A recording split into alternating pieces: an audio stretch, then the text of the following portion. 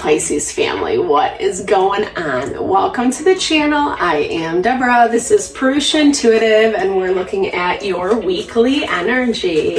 So welcome. I hope you're well. Okay, so natural order and balance and harmony. So, that's the thing. Like, we kind of have to, I hear this as like really just grounding yourself this week. We're about to hit a full moon. It's emotional, it's intense. You're probably feeling kind of heavy.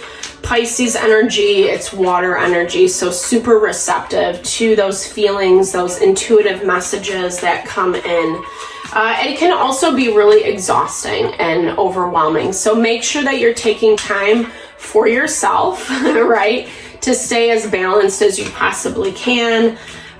Using your free time for self-love, self-care, giving yourself what you need. It's going to make navigating some of the heaviness way, way easier. All right, Pisces, let's get into it. Let's see what's up. All right. Oh, there we go. Natural order pops out. I love it. The cards never lie. All right. So, so I think just like recognizing that everything has its process. Everything takes time. It's such an interesting dichotomy, right? Like, because it's like we can feel and fantasize and know what's coming in for us, know what we want, but there still is this level of progress that we have to take, in order to get there, right? Like a level of progress. I don't know if that's the right, but you know what I mean? Like, we have to take the journey. We have to walk to the bus stop, however you want to see it. And so certain things have to happen in order to prepare us for that manifestation. So whatever it is that you're working on, whether it's like, I do want more balance in my life. I don't want to be this chaotic all the time. Okay, great. So recognize you're starting from a certain place and you have to kind of evaluate, refine what's in your environment, what needs to be cut out, and then slowly work away to chip away at those things. It doesn't happen overnight. That's basically what that card's saying. It doesn't happen overnight. 2, 3, 4, but there does need to be some cosmic reflection. 2, 3, 4 on the clock. So it's all about progress. Definitely that component of natural order, right? Taking a step back and looking and seeing what is working and what is not, and is this truly what you want? Figuring that out as well. So we have this Mars energy. I don't know why Mercury. I think that must be a typo. Sorry. I'm seeing the Mercury symbol on the bottom, but it's Mars. Okay. So, this Mars energy of like, to me, it's the masculine principle. So it's about putting the right energy in the right places. That's what gives you that overall level of balance. If we are spewing or expelling energy in a bajillion different spots, then we can't really work as consciously to bring in that manifestation. So Mars energy is really good at honing, focusing in on what needs to be done. This is coming to you this week from this space of really reflecting. I feel like it's almost like seeing that something's not working and probably getting really annoyed with it, but then at the same time, like having the wherewithal to say, you know what, I need to kind of set different plans into action. And this is going to be things that you think, I feel like this has been coming up for you a lot lately, Pisces. Not getting so intermingled with people that want to tell you how and what you should be doing. I feel like you need to connect a lot more with that principle of like, well, this is what I think is best. This is what I feel. And so this is what I'm going to do, versus like letting people, make you question your opinions, your decisions. You're going to have to kind of go off the beaten path a little bit, getting creative and inventive. Yeah, so 6 of Pentacles is that value of reciprocity. Lots of balance. This has been coming through for a lot of the zodiacs this week, especially with the full moon, because The energy has been pretty intense, and probably for a couple days, maybe even a week leading up to it, things are coming in, messages are coming in, so it's really going to require, so messages, it's like 8 of Wands is when life speeds up. When you start kind of seeing like the fruits of your labor, or, you know, like, okay, you know, you're required to have a lot of, you might be really busy this week. You might have a lot of people kind of coming after you in a good way, like wanting your services or wanting to connect, or, you know, and that's the importance, going back to that importance of staying really grounded. This could also be messages from a specific relationship with the Lovers. Something that is asking or requiring you to be a little more stable. If you have family or are partnered up, you know, oftentimes we have to give to that relationship as well. And if we're too busy or we have too many things going on and we can't invest in that, that makes it really difficult. So you're seeing something clearly.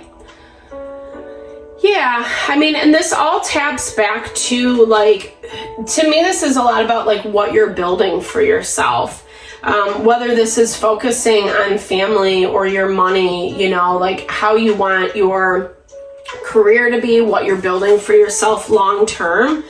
I feel like, yeah, well, and that kind of comes back to the imbalance. So 9 of Swords is all about stress and anxiety. It's interesting though, because you have 9 of Swords, Ace of Swords, which equals 10 of Swords, and we have 10 of Pentacles. 10s are ending, closure. It's like bringing a cycle, you know, to its finality. And for you, I feel like it's time to stop with the fears, the worries, the second guessing, right? Just like we talked about in the very beginning, making sure that you're listening to yourself, that you're actually putting that value in yourself. So I don't know why I kept holding, sorry. I feel like the moon has been making me so like, meh. I'm doing my best to move through these readings this week. I apologize if they're a little, monotone. But yeah, so it's interesting. This is Wheel of Fortune. It's destiny in this deck, and that's what's being blocked for you right now. That's also a 10. So you have 3 10s in your environment. There's choices that need to be made, and that's why this cosmic reflection is really important. And honestly, because you have to make choices that, I don't know, it might not be the popular thing. And I feel like that's where the stress is coming into play, making sure that you're not holding on to something just because you feel bad, or you might hurt someone's feelings or whatever, you know, because whatever energy you're dealing with, it's super self-protective, kind of immature. Knight of Wands, Aries, Leo, Sagittarius. This is just someone who's not, I don't know, like hasn't had enough experience, doesn't really get it, kind of is very focused on their own stuff because of that self-protection. So it's like, I don't know, they struggle to open up, you know. It's the difference between wanting things to be happy and good and positive, but then also kind of limiting how much that comes into play in your relationship. So like someone who just doesn't get it, you know, someone who can't communicate, who can't say the simple thing of like, hey, I just need a little space, I'm kind of going through something right now, you know, or doesn't want to open up to you. I feel like they're holding on to the relationship, but I also feel like they don't necessarily have the emotional maturity to engage appropriately, to give that reciprocity. And I feel like this is a pattern that you've seen kind of over and over again. I'm not gonna lie, Pisces. I feel like I remember this coming up in readings maybe a month or 2 ago, where it's like really kind of listening to, does this feel good? Is this right for me? Especially because, or if you are in this energy of Ten of Pentacles, like what you're building for your future, how you want stuff to look. I know depending on our situation is going to dictate whether it's easy to walk away from this thing or not. It's holding on to disappointment, wishing things had been different, but honestly, that's actually what's limiting the progress forward. So when we refuse to acknowledge, when we keep trying, you know, same obstacle, same conversation, same types of feelings and emotions, but next time it's going to be different. You know, it's like a little bit of that roller coaster, right? Like, you kind of, the first hill is the high, you know, it's like, ooh, it's the honeymoon phase, you know, and this can be a platonic relationship or a business partnership, or, you know, it's all about synergy right now. I really feel like that's what gives us a fulfilled life. If we are working with, if we have connection and relationship with people, you know, who really vibe on the same wavelength. Not that everyone has to think alike, be alike, like little, you know, robots, but it's this like value of not forcing something to work just because we want that thing, right? We want love, so we're going to force this relationship to work, even if it isn't there, even if it isn't really what we want. And honestly, I can speak from experience, it's like the worst thing you can do. It does not lead to happiness. No, I'm joking. It's true though. You know, I think here's the thing, like, I feel like what you want, it's just not right now is what I'm hearing, you know? I feel like you tried in this situation, you tried with this person, probably even tried for a while, but it's just not what was meant to be, you know? You learned, you grew from it, and I feel like the growth was being able to identify what is actually for you and what is not. And I think that what you do want, it's going to take some time to come in, and be okay with that. Be patient. You have enough going on right now, Pisces, that I feel like you don't really need another thing on your plate.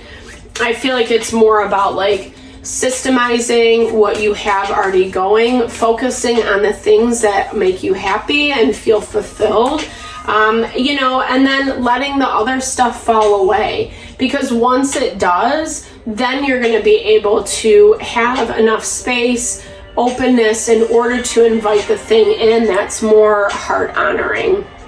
There is an impasse in this situation. You know, you kind of hit the end of the road.